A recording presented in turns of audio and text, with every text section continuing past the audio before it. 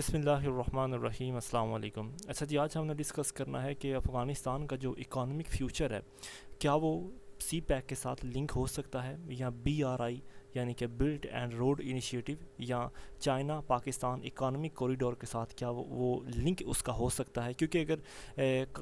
کل کلام اگر ہم اپنا آنے والا فیوچر دیکھیں افغانستان کو لے کر، تو یہ بات ایک ڈیفینیٹلی سی بات ہے کہ افغانستان ایک سینٹرل ایشین یا ایک ساؤتھ ایشین کنٹری تو ہے، اور یہ ایک ریجن پرووائڈ کرتا ہے، یہ ایک لنک پرووائڈ کرتا ہے between central Asian states and between south Asian countries.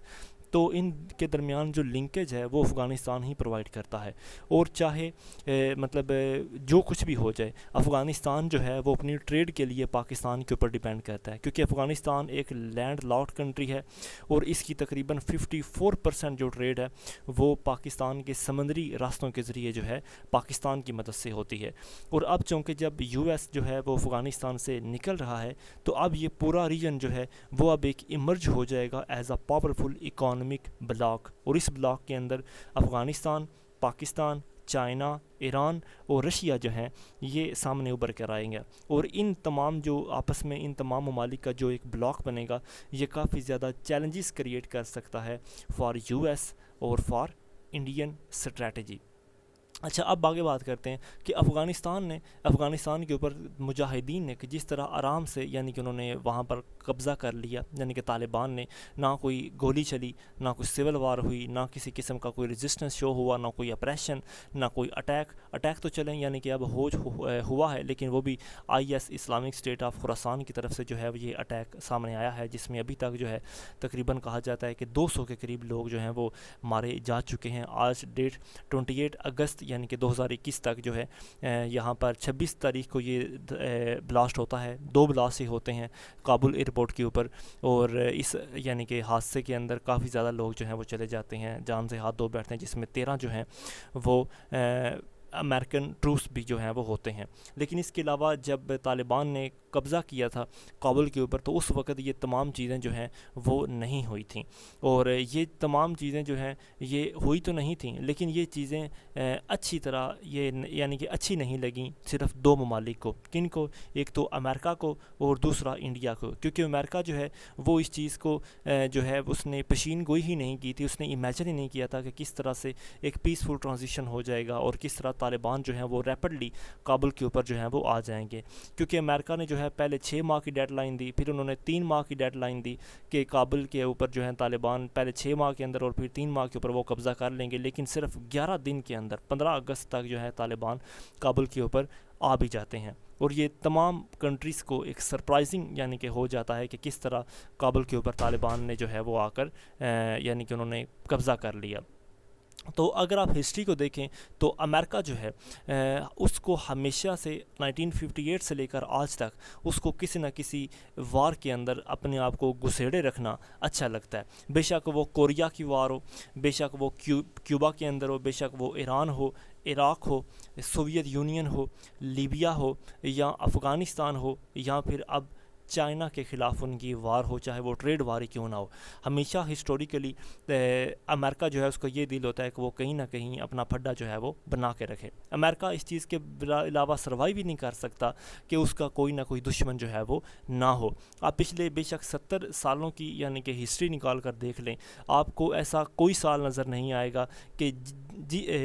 جس کے اندر اس کا کوئی نہ کوئی ملٹری کانفلکٹ جو ہے دنیا میں کسی ملک کے ساتھ نہ رہا ہو، اور یہی وجہ ہے کہ اس ملٹری کانفلکٹ کی بنا کے اوپر جو اس کی ملٹری انڈسٹریز ہیں ان کو کافی زیادہ ریونیو ملتا ہے، کافی زیادہ اس کے جی ڈی پی کے اندر بوم اس کو ملتا ہے، اور الٹیمیٹلی گورنمنٹ جو ہے وہ اس تمام پروسیس کے ذریعے 34% سے زیادہ جو کارپوریٹ ٹیکس ہے وہ صرف ان آرمی یعنی کہ رائیویلریز کی وجہ سے وہ جو ہے کماتی ہے، یعنی کہ ایسی انڈسٹریز سے جو ملٹری کو سپورٹ کرتی ہیں۔ اگر آپ ریسنٹلی رپورٹ ساری اٹھا کر دیکھ لیں تو امریکہ نے ان جنگوں کے اوپر جو بھی اس نے خرچ کیا ہے وہ ہمیشہ اس کو واپس اسی کے پاس آیا ہے، اس کے اپنے بینیفٹ کے لیے یہ استعمال ہوا ہے، اس کے اپنے امریکن سٹیزنز کے لیے یہ چیزیں استعمال ہوئیں، اور آخرکار اس کی جو کارپوریٹ لابی یا اس کا جو پینٹاگون ہے، یہ تمام چیزیں واپس اسی کے پاس ہی آئی ہیں۔ اس کے علاوہ امریکہ یہ بھی نہیں بھولا کہ اس نے اپنی ملٹری بیسز کو ایکسپینڈ کرنا ہے، اور یہی وجہ ہے کہ 120 ممالک 80 ممالک کے اندر 120 سے زائد اس نے دنیا بھر میں اپنی امریکن بیسز جو ہیں وہ بنا رکھی ہیں، اور یہی وجہ ہے کہ تقریباً امریکہ کے اندر ایسی 14 ڈیفنس کمپنیز ہیں یا کارپوریشن فیکٹریز یا انڈسٹریز ہیں جنہوں نے افغانستان کی جنگ کے اندر 20 سال یعنی کہ 2001 سے لے کر 2021 تک جو ہے انہوں نے $1.8 ٹریلین کا ریونیو جو ہے انہوں نے جنریٹ کیا ہے، اور انہوں نے اس سے اتنے زیادہ پیسے جو ہیں وہ حاصل کیے ہیں، جس کے مد میں اب امریکہ کو بھی فائدہ ہوا کیونکہ 34% جو کارپوریٹ ٹیکس ہے وہ ان کو یہاں سے ہی حاصل ہوتا ہے۔ اب بات کرتے ہیں کہ انڈیا کو کیا مسئلہ ہے۔ انڈیا دیکھیں، تب تک انڈیا کے فیور میں ہمیشہ یہی رہا ہے کہ طالبان جو یعنی کہ پاکستان جو ہے وہ سٹیبل نہ رہے۔ اگر ہم اس کے یعنی کہ فردر سٹیپ کی طرف بات کریں تو اگر پاکستان کو اکانومیکلی سٹرانگ ہوتا ہوا انڈیا جو ہے وہ نہیں دیکھ سکتا، اور یہی چیز جو ہے یہ انڈین ڈیزائنز کے اندر اس کے لیے ایک موت پیدا کر دیتی ہے کہ اگر پاکستان کو وہ اکانومیکلی سٹرانگ ہوتا ہوا دیکھ لے۔ اور یہی چیز ہے کہ جو 10 جیسے انسیڈنٹ جو ہیں امریکن یعنی کہ سی پیک کے اوپر حملے ہوں، جس میں کہ مطلب باقاعدہ طور پر اشرف غنی صاحب جو ہیں وہ خود انڈیا کے ساتھ مل کر اپنی سرزمین کو پاکستان کے خلاف استعمال کرواتے رہے ہیں، اور انہی کچھ وجوہات کی بنا کے اوپر انڈیا جو ہے اس نے ہمیشہ افغانستان کے اندر اس کو پاکستان کے خلاف اس سرزمین کو استعمال کیا ہے۔ آپ بے شک ان دونوں ممالک کے درمیان ریلیشن دیکھیں کہ نہ تو ان کی ہسٹری سیم ہے، نہ ان کا بارڈر ملتا ہے، نہ ان کا کلچر ایک جیسا ہے، اور نہ ہی ان کے کوئی اتنے زیادہ اکانومک ٹائز ہیں، لیکن پھر بھی انڈیا جو ہے اس نے وہاں پر 4 کنسولیٹ بنا رکھے ہیں۔ ایک اس نے وہاں پر کابل کے اندر ایمبیسی، چلیں وہ تو ایمبیسی ہماری بھی ہے، لیکن کسی ملک کے 4 کنسولیٹ نہیں ہیں۔ انڈیا کے وہاں پر 4 کنسولیٹ ہیں افغانستان کے اندر، جس میں 1000 سے زیادہ ان کا سٹاف ہے، اور بہت سارے لوکل پاپولیشن جو ہے انہوں نے وہاں پر بھرتی کر رہی ہے، اور ان کا مقصد صرف اور صرف ایک ہے، اور وہ یہ کہ پاکستان کو ڈیسٹیبلائز کیا جائے، اس میں ٹیررزم پھیلائی جائے، اس کو اکانومیکلی انسٹیبل کیا جائے۔ اور اسی انسٹیبلٹی منترا کے اندر جو ریسنٹلی افغانستان کے صدر تھے اشرف غنی صاحب، وہ انڈیا کی کافی زیادہ ہیلپ کیا کرتے تھے، ان کی طرف ان کی بینڈنگ جو ہے وہ پاکستان کی نسبت بہت زیادہ ہوا کرتی تھی، تاکہ انڈیا کا گول جو ہے پاکستان کو ڈیسٹیبلائز کرنے کا وہ پورا ہو سکے۔ انڈین ڈیزائن جو ہے وہ ہمیں دوسری طرف ایک گرتا ہوا نظر آ رہا ہے۔ وہ کس طرح کہ جب ایران نے جو ہے وہ انڈیا سے اپنے ٹائز جو ہیں وہ پیچھے کر لیے ہیں، اور چابہار پورٹ کے اوپر انہوں نے جو یعنی کہ وہاں پر پورٹ کی ایکسپینشن کرنی تھی یا وہاں پر جو بلڈنگ کرنا تھا، وہ انہوں نے انڈیا سے ہیلپ لینے کی بجائے اب وہ چائنا سے ہیلپ لیں گے، کیونکہ ان کو جو خوشبو چائنا کے پیسوں سے مل رہی ہے وہ ان کو انڈیا نہیں دے سکتا ہے، کیونکہ چائنا جو ہے وہ BRI کے تحت اور سی پیک کو مزید آگے بڑھانے کے تحت $620 بلین کی جو انویسٹمنٹ ہے وہ وہاں پر کرے گا، اور یہی چیز ہے، یہی وجہ ہے کہ ایران نے امیڈیٹلی اپنا مائنڈ چینج کیا، اور اب وہ بھی چائنا کے اس یعنی کہ چھتری کے اندر آ چکا ہے، belt and road initiative umbrella کے اندر۔ ایک بات یہاں پر ہمیشہ یاد رکھنی چاہیے کہ انٹیلیجنس ورلڈ کے اندر جو بھی چیزیں ہوتی ہیں وہ کوئی ایکسیڈنٹ نہیں ہوتا، بلکہ وہ ہمیشہ ایک سوچی سمجھی سازش یا تو ہو سکتی ہے، اور یا ان تمام چیزوں کے پیچھے کچھ ایسی وجوہات ہوتی ہیں کہ جو وہ چیزیں اس طرح یعنی کہ آگے اس طرح کے مس ہیپس ہوتے ہیں۔ مثال کے طور پر اگر آپ افغانستان کی صورتحال کو دیکھیں تو آپ یہ نہیں کہہ سکتے کہ 1996 ہو یا 2021 ہو، ان دونوں صورتحال کے اندر جب کابل کے اوپر افغانستان کے یعنی کہ طالبان نے قبضہ کیا تھا تو یہ ایک چیز ایکسیڈنٹلی نہیں ہوئی تھی، بلکہ اگر آپ ہسٹوریکلی ورلڈ یعنی کہ ہسٹری کو دیکھیں تو یہاں پر کچھ نہ کچھ وجوہات پیچھے ضرور ملتی ہیں۔ مثال کے طور پر جب افغانستان کی آرمی کو امریکہ جو ہے وہ اکٹھا کر رہا تھا، اور اس کا یہ ارادہ تھا کہ وہ اتنے زیادہ پیسے لگا کر یعنی کہ $103 بلین جو ہے اس نے خرچ کیے افغانستان کی آرمی کے اوپر، اور یہ اتنا زیادہ یعنی کہ افغانستان کی آرمی کے اوپر پیسہ لگایا گیا جتنا پاکستان کی آرمی جو ہے وہ 11 سال کے اندر جو اس کا بجٹ بنتا ہے۔ اور پھر اس کے بعد اس نے سب سے بڑی امریکہ نے غلطی کیا کہ افغان آرمی کو بنانے کے اندر کہ اس نے وہاں کی جو لوکل پاپولیشن ہے جو کہ پشتون ہے، جو کہ ٹوٹل آبادی کا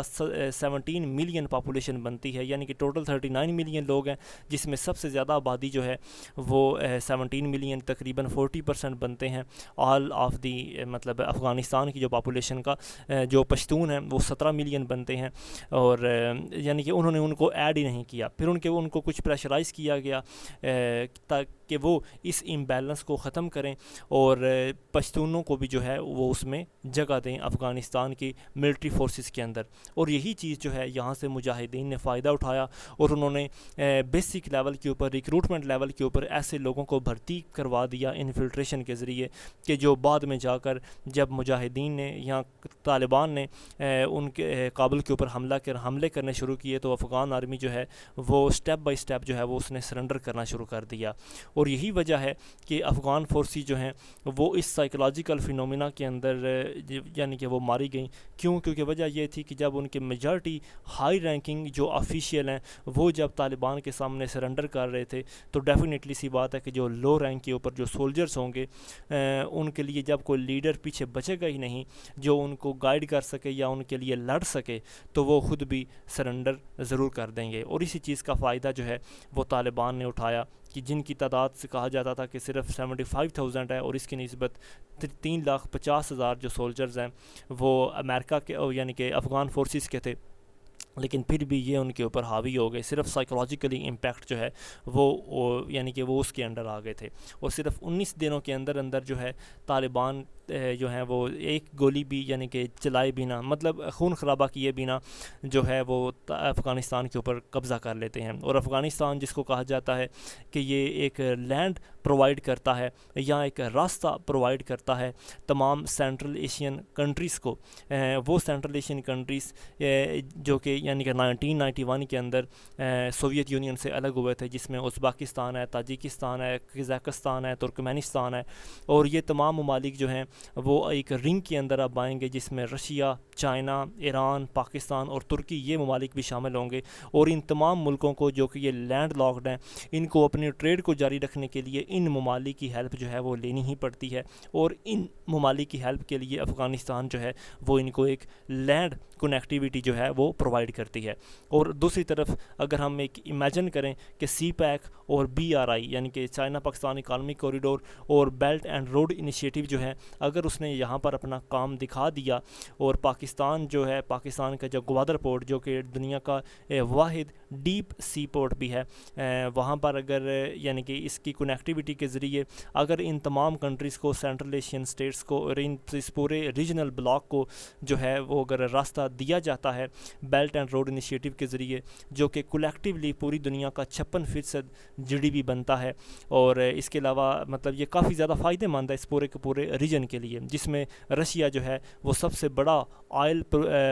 پروڈیوسر کنٹری ہے، اور سب سے زیادہ ہائیسٹ آئل ریزروز اور گیس ریزروز جو ہیں وہ بھی یہ رشیا کے پاس ہیں، اور آگے کہا جاتا ہے کہ یہ جو سینٹرل ایشین سٹیٹس ہیں ان کے پاس دنیا کا 15% آئل ہے، اور مزید آنے والے وقتوں میں ان سینٹرل ایشین سٹیٹس کو یا سینٹرل ایشین کنٹریز کو ورلڈ انجن کا بھی خطاب جو ہے وہ دیا گیا ہے، کیونکہ اب دنیا کو چلانے کے لیے ان ممالک کی ضرورت جو ہے وہ ضرور پڑے گی۔ دوسری طرف افغانستان کے اندر جس کو کہا جاتا ہے کہ مطلب افغانستان کو اسی طرح افغانستان کے اندر لیتھیم ایسے ہی پائی جاتی ہے کہ جس طرح